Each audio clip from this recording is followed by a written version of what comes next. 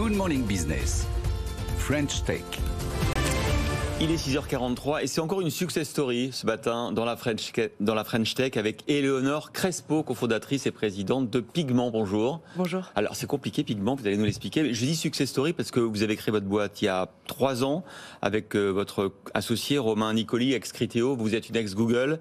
Et en 3 ans, vous avez quand même levé 165 millions d'euros, dont 65 millions d'euros ce matin. En 3 ans, c'est quand même pas mal. Qu'est-ce que c'est en fait Pigment ? Alors Pigment, c'est une solution de planification à destination des entreprises de moyenne et grande taille. L'idée de Pigment, vraiment, c'est d'aider les équipes financières, commerciales, RH à prendre des décisions plus rapidement, en temps réel, et de remplacer Excel. Donc, Excel et SAP peut-être aussi ? Tout à fait. SAP, Oracle, Anaplan, qui sont nos concurrents principaux. Mais on peut avoir la même solution pour toutes ces fonctions support qui fonctionnent très différemment ? C'est-à-dire ? Vous ne fonctionnez pas de la même manière si vous êtes RH, au marketing, dans les directions financières, vous n'avez pas les mêmes besoins, vous n'avez pas la même utilisation d'Excel, vous remplacez tout. Tout à fait. Alors en fait, nous, on est une plateforme multi-produits qui en fait va proposer un temps réel et des espèces de plateformes pour chacune des équipes. C'est-à-dire qu'on va aider les fonctions RH avec des choses très spécifiques qui vont les aider à planifier leurs ressources, par exemple. On va aider les équipes commerciales à planifier la compensation des commerciaux, par exemple. On va aider les équipes financières sur leur budget ou à prendre des décisions plus rapidement sur la récession, l'inflation, etc. Ah oui, tout ça à partir d'une même base de données qui est en gros la compta de l'entreprise, c'est ça ? Tout à fait. Ou la comptabilité analytique ? Alors oui, en fait, on est une base de données, effectivement, en temps réel. On se connecte à tous vos outils, donc aux outils tels que Workday, Snowflake, Salesforce, les outils RH, etc. L'idée, c'est de rassembler toute la donnée au même endroit et de derrière pouvoir la servir à toutes les équipes de votre entreprise et de prendre des décisions intéressantes. Du coup, c'est quoi l'adoption de ces outils aujourd'hui en France et à l'international ? Est-ce qu'il y a un vrai engouement ou est-ce que les entreprises continuent à utiliser Excel parce que voilà, tout le monde utilise Excel ? Un vrai engouement, je vais donner quand même une partie de la réponse. Revenus multipliés par 5 en l'espace de 6 mois. Ce qui est pas mal. Mais ça dépend d'où on part, c'est toujours pareil. C'est vrai, si on part de zéro, voilà, c'est vrai, ça va vite quand même. Ouais, non, c'est un marché qui croît très vite. Et la raison pour laquelle il croît très vite, c'est qu'on est quand même dans un moment où il y a beaucoup d'incertitudes. Et la réalité, c'est qu'Excel ne permet pas de prendre des décisions rapidement. Donc la plupart des entreprises se disent aujourd'hui, notamment, on le voit bien avec toutes les crises économiques, le Covid, tout ce qui se passe aujourd'hui avec les problèmes d'inflation, on a besoin d'aller très très vite. Et donc, nous, en fait, on réduit par 5 le temps passé à en fait préparer de la donnée et prendre des décisions. On va prendre un exemple très concret. Vous l'avez dit à 2 reprises et vous avez raison. En ce moment, l'inquiétude des entreprises, c'est l'inflation des coûts d'énergie, des coûts des approvisionnements. Qu'est-ce qu'on fait en termes de prix, de pricing power ? Comment vous allez m'aider à prendre cette décision ? Alors en fait, on va avoir des fonctions très spécifiques dans la plateforme, notamment la fonctionnalité de scénario, qui vous permet en fait de travailler sur plusieurs scénarios en temps réel.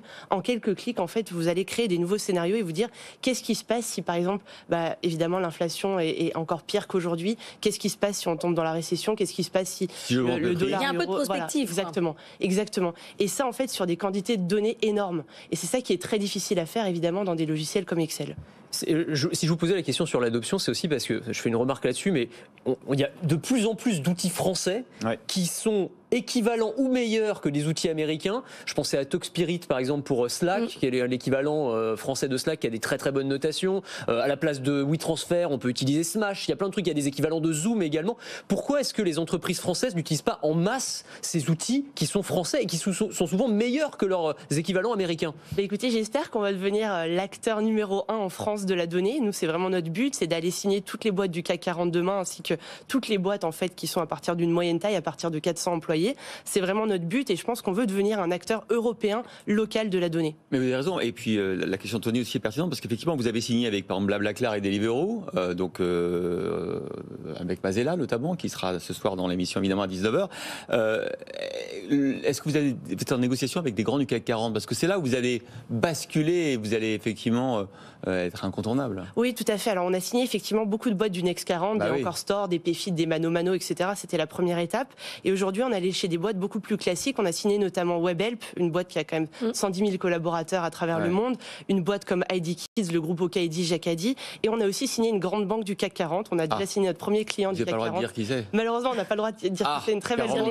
Mais pas les grands. Parce qu'au-delà du côté Cocorico, c'est aussi un enjeu, je pense, de souveraineté numérique, parce qu'il y a des données stratégiques qui sont en termes de comptabilité, toutes les données de la direction financière, c'est quand même plus intéressant si elles sont stockées par une entreprise française sur des serveurs français. Tout à fait. Je pense que c'est vraiment le positionnement qu'on veut avoir dans le temps. Et du coup, vous êtes allié aussi avec du cloud souverain pour ce Alors oui, justement, on a très envie de travailler avec Thales sur le projet de cloud souverain qu'ils sont en train de mettre en place. Donc c'est quelque chose qu'on est en train de regarder de très près, effectivement. Et pour tout ça, vous allez devoir recruter beaucoup parce que là, 65 millions d'euros, vous n'êtes pas encore licorne. On n'est pas encore licorne. Ni centaure. Ni centaure. Bon. Un mot juste de votre parcours. Christophe le disait, Romain Nicoli travaillait chez Criteo. Vous avez été analyste financier pour Google, aussi investisseur chez Index Venture. Vous êtes entrepreneuse par hasard ou c'était un but, une envie et finalement c'était des étapes? Alors non, vraiment c'est quelque chose que j'ai toujours voulu faire et en fait mon expérience m'a énormément aidé à arriver là parce que je pense que chez Google j'ai appris beaucoup des techniques managériales.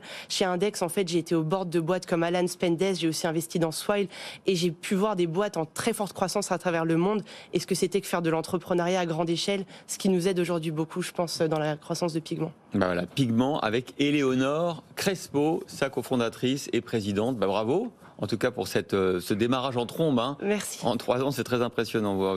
Et bon courage pour les recrutements. Ouais. Merci. Combien là, vous avez recruté là? On est 170. Et vous allez recruter combien l'année? Je pense qu'on va recruter une 50aine de collaborateurs dans les 6 prochains mois, voire 12 prochains mois. Et puis, ce qui fait un bon défi de personnes à intégrer quand même. Oui, tout à fait. On vous souhaite bon courage.